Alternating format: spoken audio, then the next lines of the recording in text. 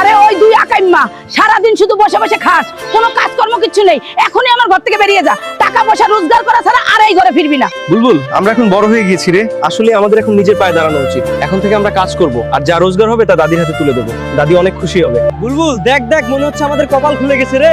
এই 10 বারের রেসিং চ্যাম্পিয়নকে হারাতে পারলেই আমরা 10 কোটি টাকা জিতে যাব। এখন শুধু একটা বাইক লাগবে। মাসুদ কাকা, আমার তোমার বাইকটা দরকার। আমি একটা রেসিং কম্পিটিশন করব।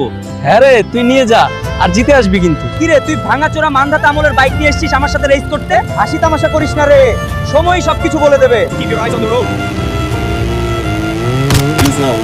রে নুব পোলাপান, বলেছিলাম না আমার মতো 10 বারের রেসিং চ্যাম্পিয়নের সাথে পারবি না। খেলা শুরু হতে না হতেই তো তোর উইকেট পড়ে গেল। বন্ধুরা, এত জলদি হার মেনে নেওয়া যাবে না। জীবনে অনেক বাধা আসলেও শেষ পর্যন্ত চেষ্টা করে যেতে হবে। এখন তোমরা ভিডিওতে একটা লাইক দিয়ে আমাকে এগিয়ে যেতে সাহায্য করো।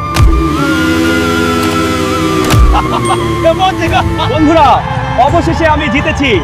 আমার প্রতিযোগিতা কেমন ছিল তা মন্তব্য করতে ভুলবেন না। আপনাকে অসংখ্য অসংখ্য শুভকামনা। জীবনের প্রতিটি ধাপে এভাবেই এগিয়ে যান।